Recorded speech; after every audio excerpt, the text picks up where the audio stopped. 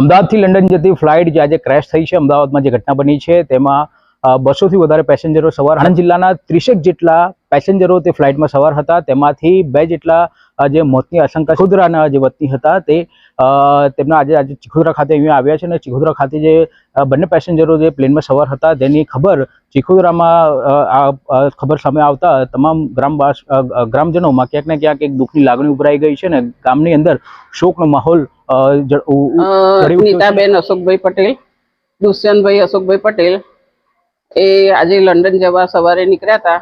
એમની ફ્લાઇટ 1:08 હતી અને ત્યાં ફ્લાઇટ એમની ઉપડી અને 5 મિનિટ પછી ફેસબુક પર ડિક્લેર થયું કે ફ્લાઇટ લંડન અમદાવાદની ફ્લાઇટ ક્રેશ થઈ છે.